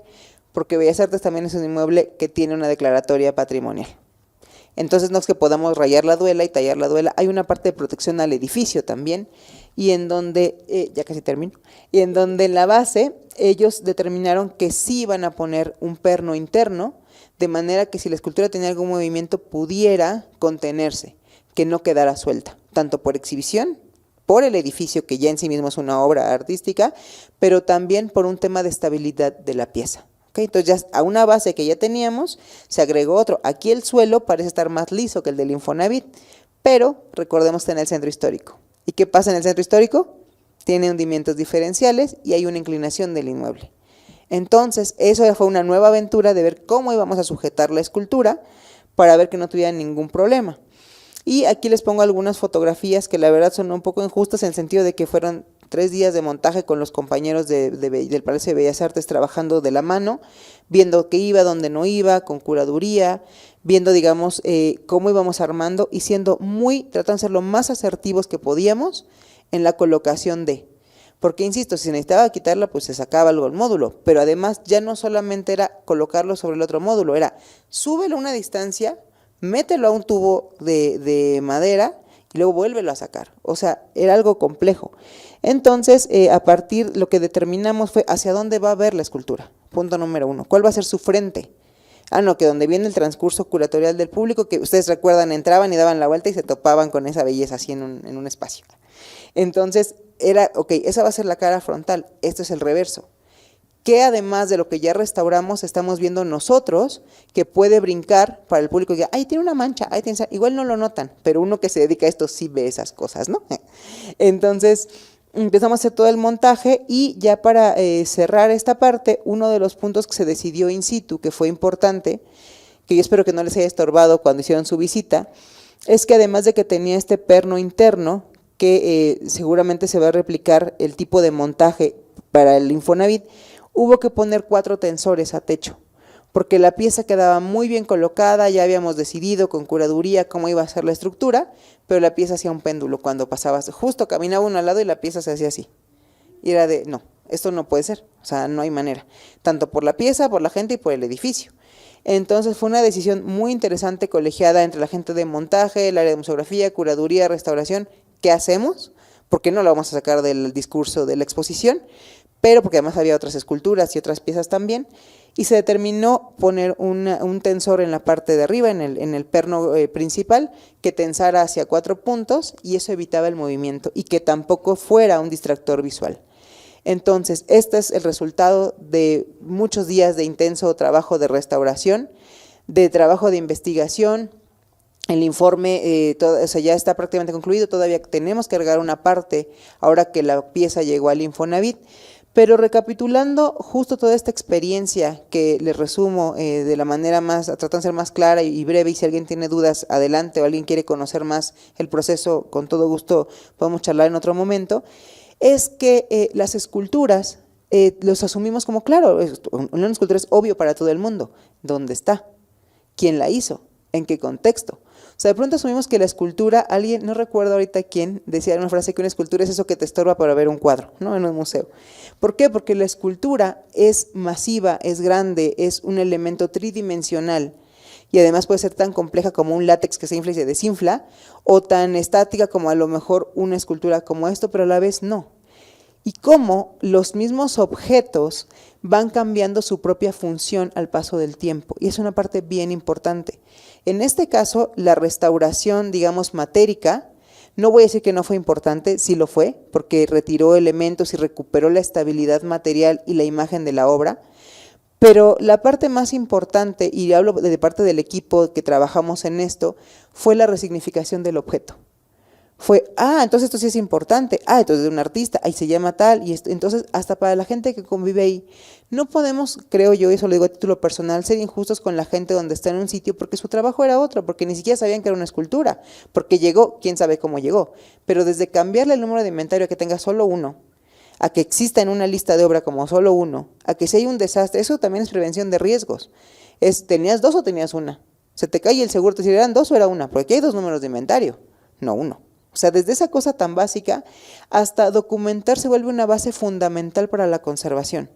Los análisis científicos, los procesos de restauración, todo sí es importante, pero hay que comprender muy bien los bienes artísticos y al menos en mi experiencia con el arte contemporáneo, el arte moderno está un poco más comprendido, pero el arte contemporáneo todavía tiene esa de, bueno, es nuevo, bueno, el artista que te haga otro, bueno, no pasa nada, cuando en realidad los materiales son mucho más vulnerables porque son más jóvenes.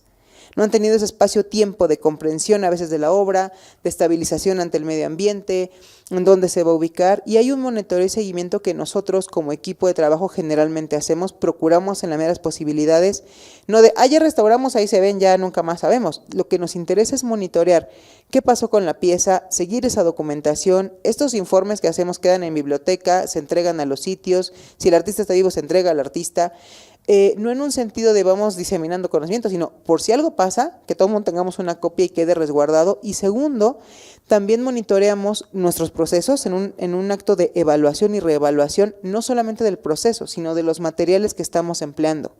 Porque también los materiales de restauración tienen un impacto en lo que vamos a hacer a futuro. Y con esto cierro mi presentación, les agradezco su atención, espero no haber extendido mucho, y bueno, quiero dejar esta lista justo de agradecimiento de la gente que estuvo implicada. Fuimos un equipo prácticamente de 5 restauradores, un historiador del arte, una bióloga, que somos el equipo del seminario, pero también la gente del Infonavit nos ayudó mucho, o sea, nos dieron la verdad mucha confianza y decir, bueno, ¿qué hacemos? Y también a nuestros colegas del IMBAL, desde todo el personal administrativo del Palacio de Bellas Artes y la gente de montaje, creo que hicimos un muy buen vínculo y eso solamente pues nos recuerda que tenemos un objetivo común, ¿no? Que es la protección de los bienes culturales y que nos toca trabajar desde diferentes aristas y pues con esto cierro. Muchas gracias por su atención.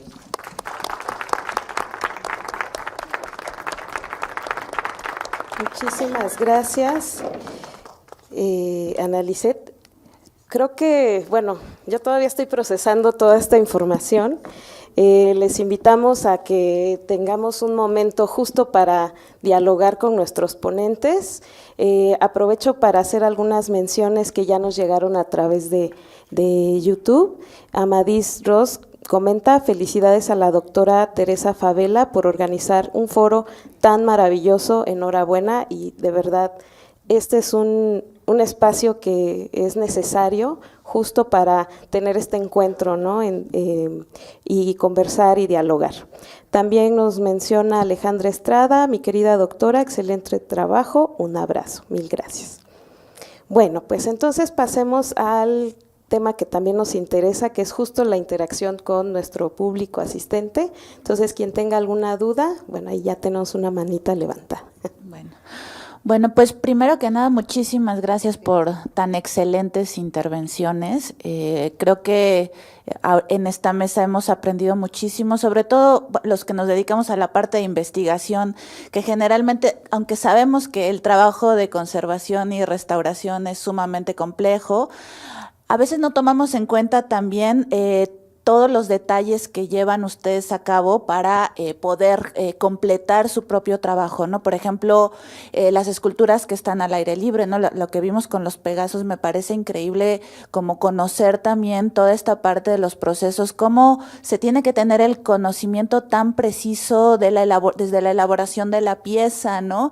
Desde cómo también el ambiente va afectando. Y esto que decías también, Ana Lizeth, que complementa mucho, que me encantó, cómo se puede también integrar el contexto en el que está la escultura, ¿no? Cómo la gente se integra también a esos espacios, cómo la va haciendo parte de su identidad de distintas maneras, aunque sea desconocido para ellos, que no sea parte como de algo que pues ellos tengan que saber, ¿no?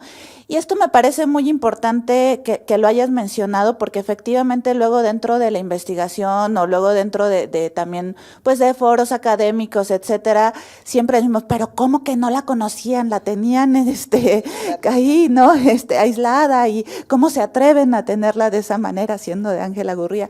Y en algún momento también cuando Omar me comparte que había que habían encontrado esta escultura y que estaba segmentada, a mí también me espantó al principio saber que estaba segmentada y que no sabían también de quién era, ¿no? Pero ahorita que lo mencionaste, este trabajo que realizaron, muy interesante, también muchas felicidades a ambos, porque me llevaron también a conocer algo en el que, aunque sabemos que existe, no le habíamos prestado toda esa atención. Mil gracias. Gracias a usted. ¿Puedo comentar? Sí.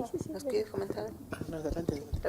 Justamente en este sentido, yo creo que tenemos una gran responsabilidad, pero es una responsabilidad colectiva. O sea, yo creo que, y todos podemos tener esta parte de conservadores, ¿en qué sentidos? Hasta de barrer una bajada de agua para que no se te acumule y se te haga una humedad en un edificio, hasta esto de explicar a la gente, perfecto, no lo sabes, muy bien, te voy a explicar qué es esto. A nosotros nos ha tocado trabajar de pronto en hospitales, en lugares que no somos, en el metro de la Ciudad de México, en hospitales, en oficinas, en donde también tienen acervos artísticos, en donde la gente a veces, pues si no lo ve con el formato cuadro o con un formato conocido, de pronto es complejo que lo puedan apropiar, y es cierto, o sea, de pronto como que asumimos pero ¿cómo es que no saben? Y yo lo que platico siempre con nuestros estudiantes, yo creo que podemos ser críticos, más no criticones, porque desconocemos el contexto a veces, inclusive hasta con nuestro propio trabajo. Yo lo hubiera hecho así, pues sí, pero en ese momento no pasó, no había ese material, no sucedió. O sea, me parece que tenemos que ser un poco más constructivos hasta donde es posible, porque también no quiero caer en la utopía y el romance de que todo puede ser maravilloso, pero sí creo que es, no lo conoces muy bien. Entonces hacemos un paralelismo, les explicamos cómo va, de qué se trata y por qué llega gente que lo atiende y se va, porque eso también nos llega a pasar. Vamos a prácticas en campo, aquí en el interior de la República, otros países, y ves un grupo de gente que trae sus cajas de herramienta, ¿no? Se sube sus mascarillas, acaba y se va. Eso no nos dice nada tampoco. Entonces no podemos llegar como con un dogma de fe de créanos que vamos a hacer algo bueno. Y realmente quien se queda con la gente y quien la vive todos los días son ellos o ellas. Entonces tenemos que hacer esa colectividad conjunta de la conservación, para que la conservación vaya más de un proceso directamente a un objeto, sino una conservación comunitaria, para que el objeto trascienda y que alguien, sí, alguna vez la intervinieron, yo la vi en Bellas Artes. Cuando les platicamos que iba a ir a Bellas Artes, la gente no daba crédito de, ¿cómo? ¿Esto va a ir a Bellas Artes? O sea, no va a cualquier casa de cultura, va a Bellas Artes, ¿no? Entonces, cuando la gente iba ya, la perspectiva fue otra. Entonces, te agradezco tu comentario y bueno, creo que tenemos que trabajar conjuntamente. Gracias. Muchas gracias. Y bueno, yo quisiera nada más resaltar que, bueno, estas herramientas de investigación de materiales pues son muy importantes pues también para comprender la creación de la obra, ¿no? Que yo creo que este es un aspecto que quizás está menos explorado, se piensa mucho más en cuestiones a veces de restauración o de conservación de los objetos, pero hay un gran trabajo que se puede hacer a partir de estas investigaciones en los procesos de creación, que muchas veces pues son cosas que nos gusta mucho entender, ¿no? Respecto a cómo piensan los artistas o qué querían reflejar justo a través del manejo de los materiales. Gracias. ¿Tenemos por ahí otra pregunta? Sí, adelante. Bueno, más que pregunta, todo esto me hizo pensar en las esculturas del 68, ¿no? Cómo se pensaron en algún momento en un sitio específico y el Estado mexicano, bueno, en la Ciudad de México, al querer hacer otro nivel, porque creían que con eso iban a evitar tanto tráfico, evita que estén en su lugar, en el lugar en el que fueron pensados, concebidos, y los ponen en unas especies de islas ahí en Insurgente Sur, cerca de Perisur. Pero además de quitarlos de su espacio, cuando yo veo que las están restaurando, y ahí ustedes me van a decir, yo dije, pero nada más las están repintando, porque esa es la percepción que el que no sabe ve y dice, nada más las están repintando y las están lavando, y ya. Es una empresa, sí, que se supone que tiene personal que egresó del ENCRIM, por ejemplo, y que saben el método, pero tampoco sabemos como el contexto en el que se da esa restauración. Si la empresa logró que la entidad que lo contrata pague lo que se requiere, o si nada más les dijo, pues hagan el de una manita de gato, y entonces por eso nada más las repinta, ¿no? Y otro caso que también me ha cuestionado es el monumento a Juárez, justo en Juárez, en el no sé si sea monumento a Juárez, pero está sobre Avenida Juárez, el hemiciclo de Juárez, que de repente lo vi como con otro color, como con un color grisáceo, y me explicaba un restaurador que esa restauración estuvo muy mal. No sé si esté mal, pero yo creo que era como para proteger de las pintas, que luego son mucho más difíciles de quitar. Y bueno, y también me llevó a pensar en que el Cencropam requería de la ayuda de la UNAM porque especialistas en piedra, obviamente, para restaurar o ver cómo restauraban el mural en piedra que hizo en Chile O'Gorman y Marta, no me acuerdo cuál es su apellido, una chilena allá en Santiago de Chile, ¿no? Y bueno, esas serían como para ver si ustedes me pueden explicar, pero además también decirles que la primera escuela de restauración fue del INBA. Después se dividió y se fue hacia el INA, porque era el lugar donde tenían más lugares que restaurar por toda la riqueza arqueológica, ¿no?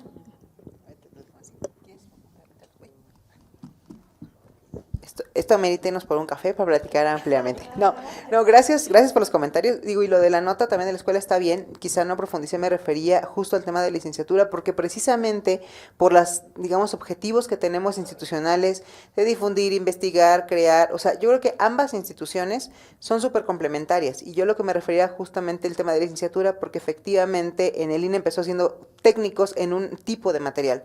Era, aquí estudiar la parte técnica en caballete, en escultura, y ya después la profesionalización llevó a la licenciatura, sí es cierto, a partir de Lina, pero con estos antecedentes. Pero gracias por la nota. Ahora, lo que usted bien comenta, tomé aquí algunas notas, lo del, más allá de ahondar en el 68, en las esculturas del paseo, sí es cierto que el tema de la descontextualización influye mucho, inclusive, si mal no recuerdo, ustedes me corregirán, había una que había apropiado un colegio, ¿no? Que era de, bueno, está en mi paso, pues le pongo la barda y también me la quedo, y es como, a ver, no, o sea, son esculturas para el espacio público. Ahora bien, hace un muy buen comentario. Cuando vamos como transeúntes o ciudadanos, de pronto vemos que pues la están tallando, la están limpiando, la están repintando, y como ¿por qué? O sea, ¿por qué de pronto hay esculturas que trabajamos con bisturí, con mucho cuidado, y no hacemos un repinte, y en una así? Aquí entra un tema de criterios de intervención. De hecho, no sé si decirle reciente, pero los criterios de la escultura pública en metal, sí se ha discutido mucho. ¿Por qué? Porque cuando, por ejemplo, tenemos esculturas que su estructura es hierro, que es grande, que además, digamos, lo que soporta la imagen es el metal y tiene un nivel de corrosión, o lo conocemos como oxidación severo, hay que tratar el metal, y es difícil cuando tiene la capa pictórica. De hecho, incluso se han hecho muchos simposios y muchas publicaciones últimamente de cómo tratar el arte público, sobre todo en esculturas, porque es un tema de criterios. No es fácil tomar la decisión de, ¿sabes qué? Elimina toda la capa pictórica, trata el metal, pasiva el metal, evita que continúe su corrosión, y entonces aplica un primer y una capa pictórica de nueva cuenta. Lo estoy simplificando mucho, pero yo lo comprendo. Si uno lo ve como transeúnte, de pues una manita de gato, y esto quien lo hace, entonces cualquiera lo viene, pues contrata un equipo de técnicos albañiles que lo haga. No va tanto por ahí, porque dependemos mucho también, por ejemplo, de que los artistas tengan yo uso el rojo cereza 2514 de DuPont, o de, no quiero decir marcas, pero ¿Por qué? Porque se hace un análisis. ¿En qué sentido? Si tenemos una escultura, pienso en la de Kiyoshi Takahashi, porque restauramos un mural hace muchos años, que es la de las esferas que se encuentran, ¿no? Esa es concreto, por ejemplo, y es blanca. Entonces, reintegrar de manera puntual las manchas o los resanes, no, o sea, lo que va a pasar es que nos va a generar lagunas muy puntuales, sí, muy respetuosas, pero no va a resolver el problema, porque a lo mejor su problema no es la imagen, es la estructura de varillas que cargan el concreto. Y puede quedar muy bonita por afuera, pero por dentro puede estar pudriéndose el metal. Entonces, por eso se toman esas decisiones y efectivamente las empresas que tienen, digamos, la infraestructura para trabajar ese tipo de esculturas requieren no solamente restauradores, sino restauradores, arquitectos, ingenieros, de cómo se va a comportar. Pero sí comprendo, o sea, creo que el gran problema me parece de ese conjunto escultórico es más bien la descontextualización que la intervención. Porque también, por ejemplo, pasa lo mismo en CEU. Las esculturas del paseo escultórico o ahora las que están sobre Reforma, todas aquellas que son de grandes monumentos o que tienen, digamos, en su estructura metales o concretos o materiales que son muy sensibles a las condiciones medioambientales, tienen que tener un tratamiento más profundo, mucho más invasivo, en el afán de atender la estructura que le da sentido a la imagen. Y ya el color, no digo que es lo de menos, pero se hacen muchos estudios de saber que se va a colocar el mismo color, porque también ver una escultura, me recuerdo mucho una que creo que se llamaba el Cincuentenario de Sebastián, que estaba entre los institutos, que de ser un rojo de este color, un rojo cereza intenso, acabó siendo un rosita pálido, ahí como todo descolorido, que la gente pues se ve todo decolorado, o el clásico de se comió el color. Así no funciona, porque también tiene un sentido en el contexto, o sea, se vuelve un punto focal en el paisaje donde se ubica. Entonces va más en un tema de criterios de intervención. Y cierro lo de que usted comentaba del hemiciclo, ahí sí creo, bueno, le soy honesta, que el Sencropan tendrá más información al respecto, que ahora como todo el tema de las marchas desde 2019, porque yo trajo el tema de graffiti, tanto de creación como el de manifestación, como qué pasa, es muy difícil eliminar el aerosol. Hay colores que son más difíciles. El cromo es el que es más difícil de quitar, o sea, porque es mucho más cubriente la capa. Y ahora también, a lo mejor no nos hemos dado cuenta, pero cuando uno vive en la calle desde una perspectiva de la conservación y la investigación, el color tiene mucho que ver. Es morado, ¿no? 8 de marzo, es rojo, es verde, es cromo, a lo mejor si lo hizo un grafitero. Incluso la gente que hace graffiti, que se denomina grafitero, no le interesan necesariamente los monumentos, porque precisamente sabe cómo apelan a esas circunstancias. Pero la gente que ve una manifestación, sí. Incluso el trazo es distinto. Y entonces con el hemiciclo, por ejemplo, entiendo que ha tenido muchas intervenciones, desconozco a profundidad, ahí sí los colegas del Sencropam serán los expertos en explicar eso, pero sí la manera de proteger para evitar esta invasión o esta afectación al material, sí han estado cambiando. Hubo una época que les ponían Egapac o estas vallas o las intervenciones, y que también pues un material que se está constantemente limpiando empieza a tener una repercusión. Es como estar quiti, va uno también interactuando y afectando los soportes. Pero bueno, que espero con eso haber complementado su inquietud. Le doy la palabra al doctor. Gracias. Bueno, en efecto hay todo un tema de investigación sobre estos monumentos, ¿no? Hace falta hacer mucho trabajo de investigación sobre lo que puede quedar de los materiales originales. Eso no es necesariamente fácil de resolver. Y bueno, pues es un trabajo que se está haciendo en diferentes obras, en diferentes tipos de técnicas, porque también la técnica es muy importante. Lo de los grafitis es un problema abierto en el área de investigación de cómo se impregna y cómo se podría quitar, y no es ni siquiera fácil necesariamente hacer la caracterización de eso que se forma. Además, si hay un deterioro, porque los materiales modernos son muy complicados en cuanto a su conocimiento, ¿no? Quizás a veces se conoce más de materiales que son de otras épocas, porque pues hay más investigación que se ha hecho a lo largo de este tiempo, pero los nuevos materiales, y además, bueno, no sé, hay cosas que surgieron como las tintas de gel y otras cosas que son prácticamente indestructibles, ¿no? Desde cierto punto de vista químico. Entonces hay todas nuevas propiedades que están justo en proceso de ser estudiadas, ¿no? Y no sabemos qué va a pasar después tampoco, ¿no?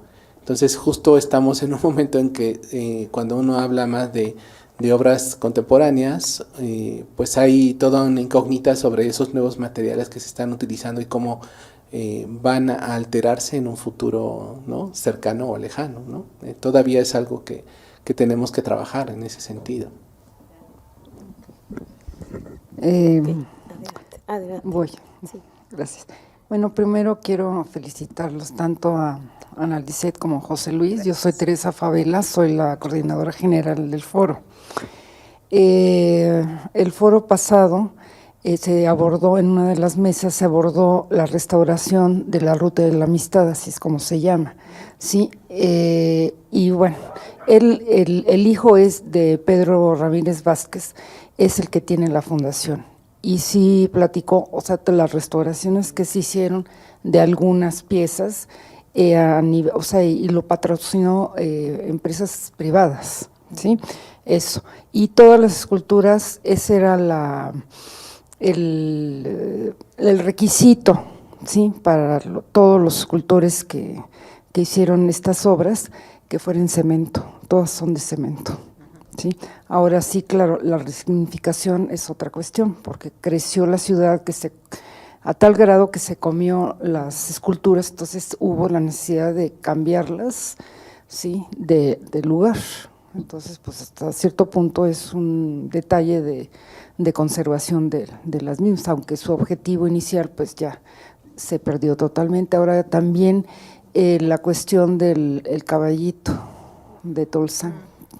A ver si nos pueden platicar. Gracias.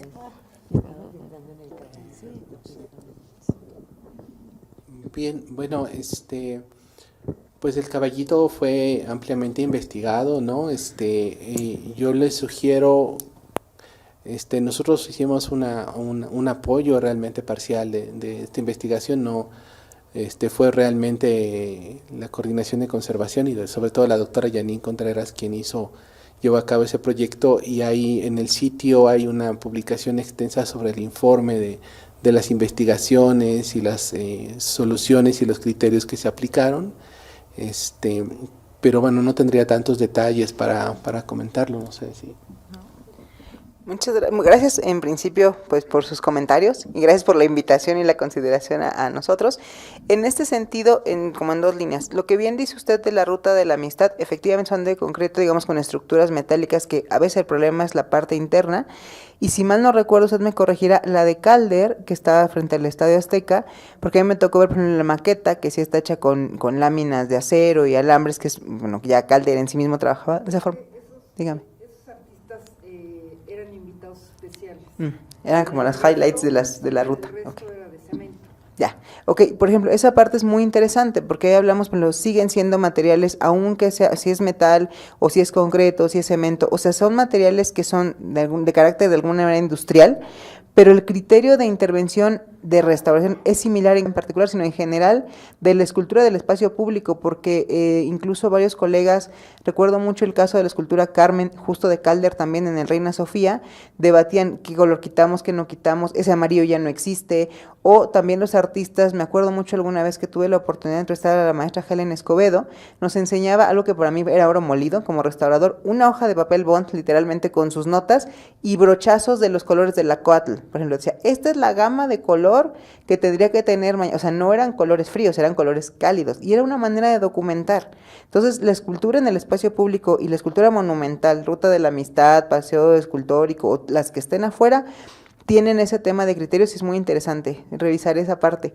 Y respecto al caballito, efectivamente, en mi caso a mí no me tocó participar, pero hay una publicación y como bien decía la doctora Janine Contreras, ella trabaja en la escuela y también la Coordinación Nacional, hay un micrositio donde pueden ustedes investigar un poco más o hay publicaciones al respecto en ese sentido, pero bueno, también son casos que de pronto se vuelven representativos incluso del debate de lo que está pasando en el espacio público, ¿no? Y en la vivencia de ese espacio, porque además el caballito con los sitios que fue cambiando de lugar, que se estuvo guardado, luego no, y bueno, todavía es una escultura que está, digamos, vigente, porque sigue estando a la vista de las personas. A veces uno no piensa o no se imagina qué pasará con una pieza del espacio público en 100, 200 años, si es que nos perviva, más allá de su parte material, cómo cambian las políticas públicas, los espacios, ¿no? Incluso donde está el hemiciclo de Juárez ahora, antes estaba el kiosco Morisco, o sea, cómo cambian los contextos, digamos, citadinos. Muchas gracias, doctora. A usted. Nada más igual agradecer que nos hayan invitado a este foro y complementar un poquito la parte del cemento. El cemento es un material que cuando se creó pues era maravilloso, ¿no? Y justo es esta reflexión respecto a los materiales modernos o contemporáneos, que ahora estamos viendo todos los efectos de alteraciones, ¿no? Y que justo por eso son difíciles de estudiar, estabilizar, ¿verdad? Porque bueno, en ese momento eran materiales idóneos, ¿no? Y ya bajo diferentes condiciones, pues vemos que hay repercusiones y comportamientos diferenciados que justo hacen que sea también uno de los problemas que influyen en los criterios de conservación. Y por ejemplo, pues un cemento en la Ciudad de México o un cemento en un área tropical, pues tiene una respuesta completamente diferente, ¿no? Y bueno, pues es ahora un material que es un problema en ese sentido porque se comporta de una manera diferente y que pues requiere mucha investigación para poderlo entender, ¿no? Gracias. Perdón, ya la última y después sí les voy a aceptar el café, porque creo que van a quedar muchos puntos todavía que comentar y que debatir. Pero se me estaba pasando preguntar con respecto a la escultura contemporánea. Ayer veíamos un caso también de una exposición en el Museo Tamayo de escultura contemporánea cuyo material utilizado era el ladrillo. Y en este caso, el que presentaste del artista César Martínez, me llama mucho la atención justo comprender un poco también desde el punto de vista del artista, el punto de vista del conservador, ¿no? Y del investigador, porque ahorita afortunadamente ustedes han hecho este valioso trabajo de documentar, ¿no? Todo lo que han tenido que trabajar, investigar con respecto a las piezas, y para el caso que tuvieron de esta colaboración con César, pues pudieron junto con él hacerle las preguntas de manera pues más directa, ¿no? Y entender un poquito también la complejidad de la pieza o por qué la estaba presentando de esa manera, y si también él estaba pensando si esta pieza pues sería efímera, ¿no? ¿Cómo la podría volver a rehacer? O si en algún futuro iba a pensar que esta pieza pudiera, alguien más, cuando él ya no estuviera, volverla a rehacer, ¿no? Y entonces, pues habría ya un trabajo previo de ustedes de documentación de la propia pieza. Entonces, bueno, me gustaría también saber un poquito más de eso. Sí, en efecto, había todos estos vértices que tenían que ver justo con mejorar su técnica de producción, pero tener un registro de cómo se hicieron las obras. Inclusive, pues creo que también una intención podría ser la de difundir, ¿no? Este conocimiento sobre el comportamiento de estos materiales para quizás hacer otro tipo de obra. Y bueno, fue un trabajo que, como decía, muy interesante para nosotros como científicos, y a él pues, quedó igual encantado de estar haciendo esta interacción y de entender mejor sus materiales, ¿no? Que justo, bueno, muchas una reflexión, pues para eso eran los tratados de Chenino, ¿no? O los tratados que daban justo estos indicios. Que bueno, si uno de hecho intenta luego reproducir las cosas que están en los tratados, no siempre obtiene el resultado que vemos, ¿no? En las obras. Y justo fue un proceso, digamos, en buena medida similar, porque al hacer esta investigación de los materiales y los registros, estábamos como creando un tratado, ¿no? Y tratando de rescatar ese conocimiento que en muchos casos pues no sabemos cómo se hacía, ¿no? Los tintes o un montón de cosas que tenemos en colores o en materiales o en soportes, ¿no? Justo este tipo de investigaciones pues lo que trata de generar son ciertos indicios, ¿no? De cómo preparar pues un enlucido para, no sé, los frescos de Rivera, ¿no? O las técnicas, o que si había una técnica mixta o era realmente todo eso. Justo esta investigación de los materiales es lo que intentamos tal vez generar ese diálogo con el artista ahora que no están, ¿no? Y tratar de reconstruir esas ideas que él tenía o los artistas que las realizaron. Y bueno, en particular cuando se puede hacer esta interacción con los artistas que están vivos y que además pueden de pronto cambiar de idea, decir, no, pero si hago esto para mi obra que yo quiero que, ¿no? Que sea esto, pues entonces igual le va a dar nuevas perspectivas de cómo realizarla, ¿no? Entonces sí fue me parece un caso que no hemos repetido, pero que me parece que fue muy interesante, para tanto aprender cómo visualiza el artista la obra, como el conocimiento que obtuvimos de los materiales que él entendió y que nosotros entendimos lo que él quería realizar, ¿no? Gracias. Yo quisiera complementar con una cosa muy puntual. Por ejemplo, una de las virtudes, ventajas y a veces incluso no desventajas, pero también que puede ser una parte complicada, es que los restauradores que nos dedicamos a arte contemporáneo realizamos entrevistas con los artistas, no somos periodistas, no va en un sentido de documentación solamente, porque también los entrevistan los historiadores del arte, los curadores, los investigadores, sino va enfocado a materiales y no en un sentido de, quiero replicar tu técnica porque yo quiero ser artista, no, o sea, no va por ahí.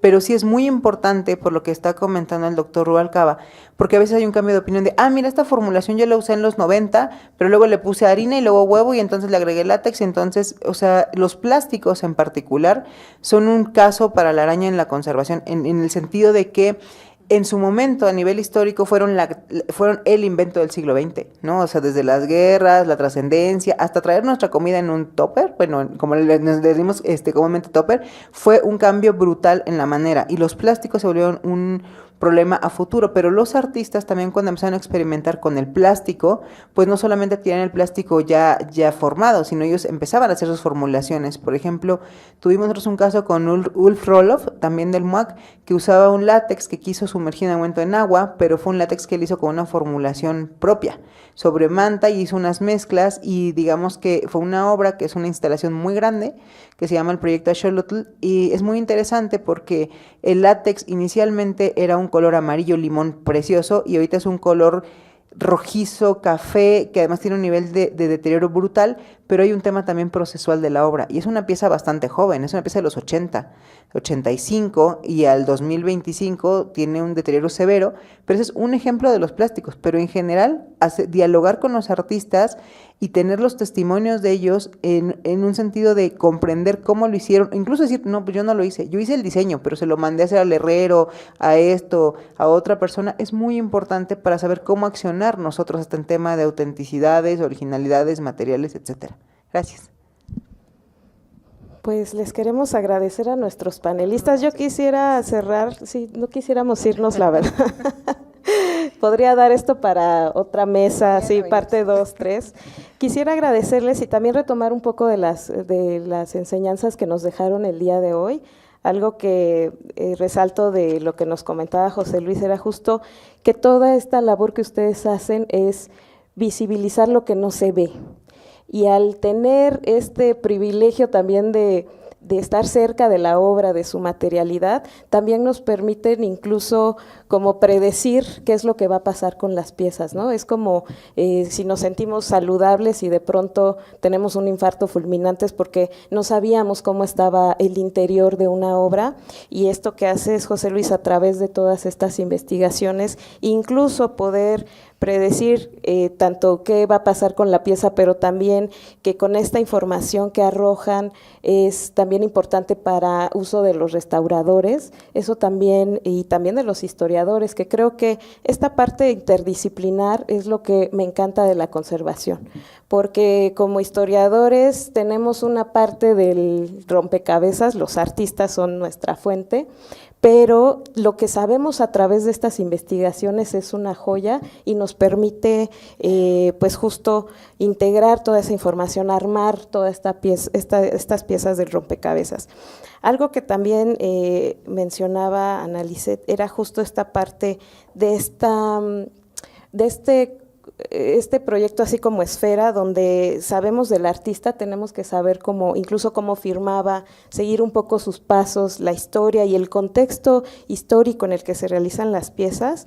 También con José Luis la intención, la materialidad, que es una parte fundamental que nos trae aquí hoy. No es lo mismo una pieza pues de un material muy perecedero o imperecedero, ¿no?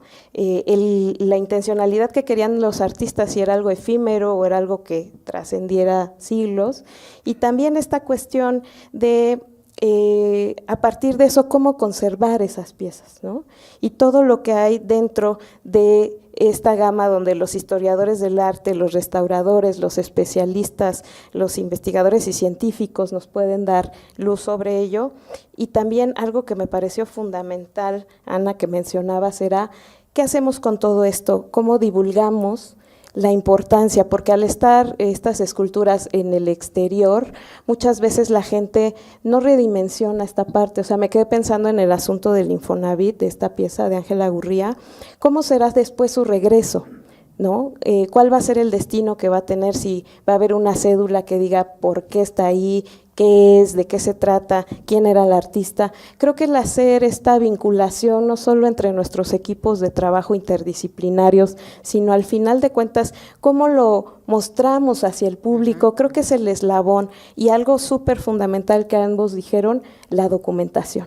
No puede existir una intervención sin la documentación respectiva, sin los hallazgos que ustedes hicieron, que muy probablemente y 90% seguridad, que obviamente las nuevas generaciones van a retomar esto y que ustedes ya les habrán acortado mucho el camino sobre toda esta información, ¿no? De la cera que había en las piezas, sobre los pegazos, que a mí también me impactó el tema de que cambiaron tanto de lugar y cómo es este material que permanece, ¿no? Y cómo puede existir dentro de y coexistir en todos estos espacios a los que fue destinado, ¿no? Entonces, pues, no me queda más que agradecerle a todos, a los que nos acompañan el día de hoy aquí en el Aula Magna, también a quienes nos acompañan a través de la virtualidad, YouTube, Facebook, Canal 23, y pues les pido un aplauso para nuestros ponentes. Muchísimas gracias.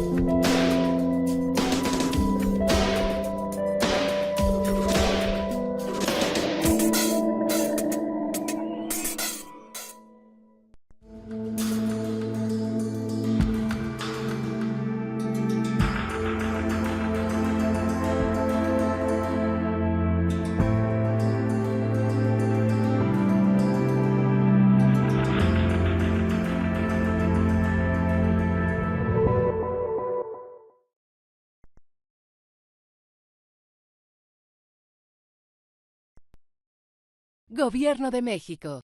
Segundo piso de la Cuarta Transformación.